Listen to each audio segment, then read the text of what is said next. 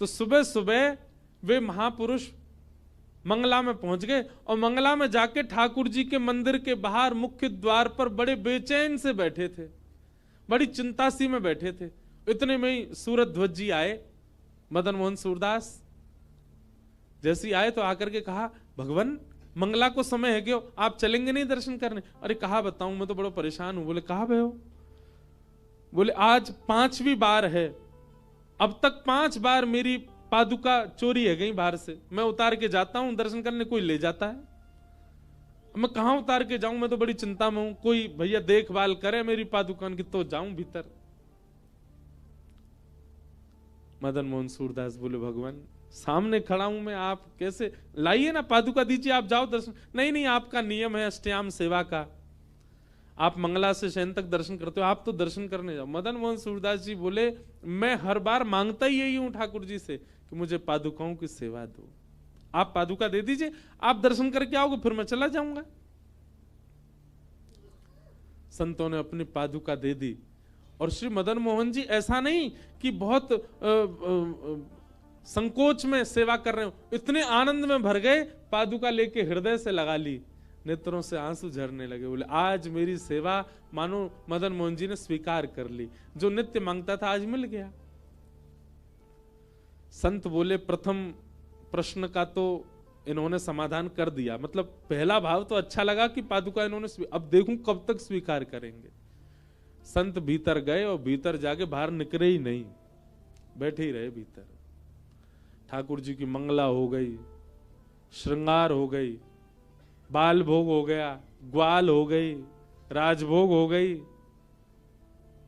और संत बाहर नहीं आए। राजभोग कितने बजे होता है? 11 साढ़े 11 बजे होता है आज भी, मतलब दोपहर में राजभोग आरती तक हो गई ठाकुर जी की, और संत बाहर ही नहीं आए। और झांक करके अंदर से देखें मदन मोहन सूरदास अब भी ऐसे ही बैठे हैं, पादुका हृदय से लगा के, नेत्रों से अश्रु झर रहे हैं। बोले आधा प्रहर, 4 प्रहर की सेवा तो निकल गई, तब तक तो इसने पादुका, अब मैं देखूं और कितनी देर संभाल पाएगा। उत्थापन हो गया, ब्यारू हो गई, दूध भोग हो गया, शयन होने लगा, साधु भारी नहीं आए। लेकिन मदन मोहन सूरदास अभी भी ऐसे बैठे थे। जब शयन होकर के ठाकुर जी के कपाट बंद होने लगे, बिल्कुल अंतिम दिन का अंतिम क्षण का दर्शन बंद होने लगा, संत को लगा अब तो ये आ ही जाएंगे, आज पूरा दिन आप बिना ठाकुर जी को देखे कैसे रहेंगे। पर्दा लग गए, किवाड़ लग गई, ठाकुर जी के शयन हो गए, और मदन मोहन सूरदास ऐसे ही बैठे रहे। संत बाहर आए और निकल करके चरणों में गिर गए, बोले कि मुझे क्षमा कर दो, मैं तो परीक्षा ले रहा था, आपने मेरी परीक्षा को सफल बना दिया। वास्तव में आप जो मदन मोहन जी से कहते हैं वो मानते हैं, संतन की पनही को रक्षक कहाऊं, संतन की पनही को सेवक कहाऊं। आपने वो करके दिखाया आज, आप बोलते नहीं आप करते भी हैं। चरणों में गिर गए सूरदास जी और कहा भगवान मैं मांग तो इतने दिन से रहा था ठाकुर जी से, पर कृपा करके आज ठाकुर जी ने यह संभव कराया। सत्य बताऊं, अष्टयाम दर्शन आप भीतर बैठ के कर रहे थे, पर आपके दोनों युगल चरणार विंदों को हृदय से लगा करके जब मैं बैठा, इन दोनों चरणार विंदों की पनही के स्पर्श से ऐसा स्पर्श हो रहा था मानो युगल बिहारी मेरे हृदय से लगे हुए, ऐसा अनुभव हो रहा था मानो किशोरी जी और ठाकुर जी मेरे हृदय से लगे हैं। आज जैसा अनुभव पूरे विश्व में दिन में कभी नहीं हुआ, मुझे पूरे जीवन में कभी नहीं हुआ, ऐसा लगा दोनों युगल सरकार मेरे कंठ से लग गए हों। महात्मा मुरीद हो गए, सेवक बन गए सूरध्वज जी के। बोले कि आपके भाव को प्रणाम है। सूरध्वज जी बोले आज सचल शरीर से तो दर्शन नहीं कर पाया मैं ठाकुर जी का, कम से कम देहली प्रणाम ही कराऊं। और सूरध्वज जी जैसे ही देहली प्रणाम करने गए, अपना माथा जैसे ही देहली पर रखा तो देहली के फर्श का स्पर्श नहीं हुआ, बल्कि उत्तुंग वाल सन्नख चक्रवाल, ठाकुर जी के अद्भुत नख और श्री चरणार विंदों की उंगलियों का स्पर्श माथे से हुआ।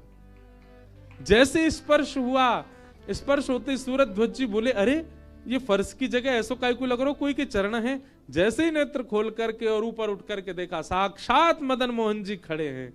और मदन मोहन जी ने खड़े होकर के प्रत्यक्ष रूप में दर्शन कराया सूरज ध्वज जी को।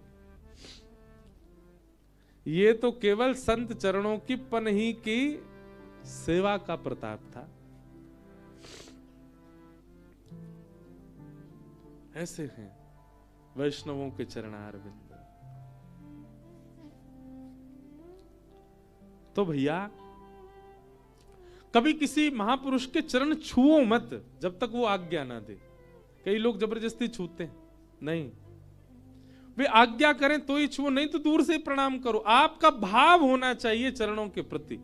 स्पर्श हो तन का यह आवश्यक नहीं है।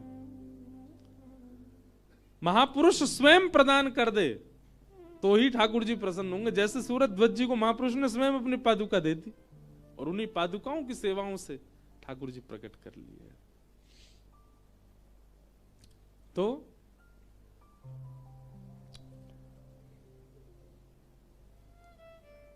सहज बनने में, दीन बनने में कोई लज्जा नहीं करो।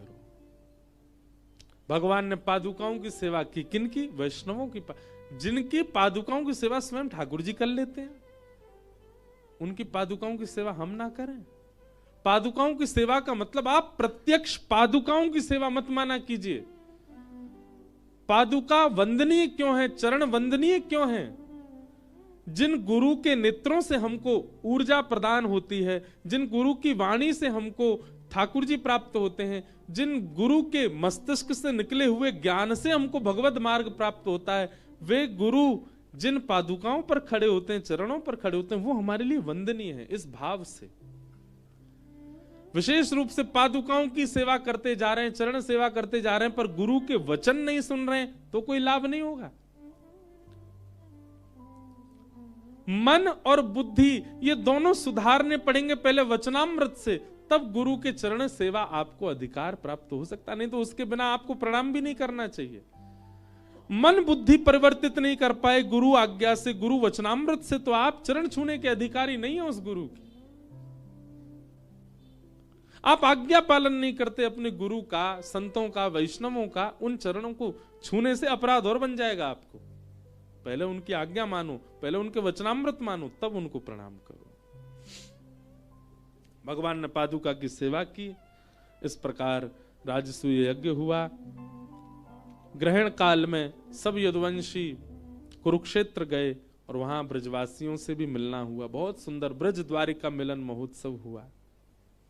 श्री सुदामा जी का मंगल चरित्र सुनाया गया कि कृष्ण स्यासीत सखा कश्चित ब्राह्मणो ब्रह्मवेत्तम विरक्तीन्द्रियार्थेषु प्रशांतात्मा जितेन्द्रिय। भगवान के एक परम सखा हैं जिनका नाम है सुदामा। प्राचीन काल में बंधुओं, नाम जो होता था ना, वो गुण के अनुसार रखे जाते थे। आज भी ऐसा होता है। जैसे हमारे भगवतधाम वाले पूज्य छोटे महाराज जी का नाम तो अन्य है, पर सब संत समाज और वैष्णव भक्त जन सब इनको प्रेम से बोलते मस्त राम बाबा। क्यों? मस्त रहते हैं।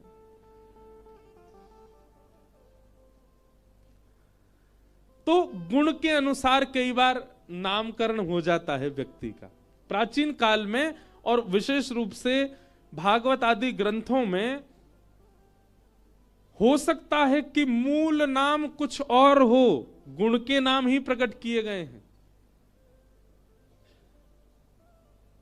जैसे अर्जनात अर्जुन, अर्जुन का नाम अर्जुन क्यों? जो अर्जन करना चाहता, जो बहुत इकट्ठा करना चाहता, बहुत लेना चाहता है, उसका नाम अर्जुन है। धर्मराज कौन? युधिष्ठिर। क्योंकि धर्म का पालन, धर्म कई बार वही हो जाता है जो युधिष्ठिर करते हैं, इसलिए धर्मराज युधिष्ठिर। कृष्ण कर्षतीति कृष्ण, राम रमन्ति योगिनोस्मिनिति राम। गुण के अनुसार नामकरण होते हैं। ऐसी श्री सुदामा सुदामा का अर्थ क्या होता है? जिसके पास सुंदर दाम है, वो सुदामा। और सुदामा जी की स्थिति तो हम लोग सुनते हैं कि घर में अन्न तक नहीं है, वर्षा हो जाए तो पूरे घर में पानी भर जाता है, कोई दाम नाम की वस्तु नहीं सुदामा जी के। नाम सुदामा क्यों पड़ गया फिर? मूल नाम हो सकता है कुछ और हो, पर वैष्णवों ने नाम सुदामा रखा। सुदामा क्यों? किसी ने कहा बोले सुदामा जी पे धन तो था नहीं।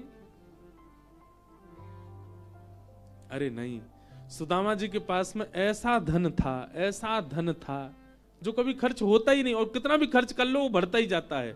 वह नाम का धन। सुदामा जी नाम के धनी है। संसार के पास जो धन है वो घटता है और बढ़ने की उसकी कोई शंका नहीं होती। वो हो ये संभव नहीं कि वो बढ़ेगा, पर नाम धन ऐसा है कितना भी बांट तो बढ़ता ही जाता है।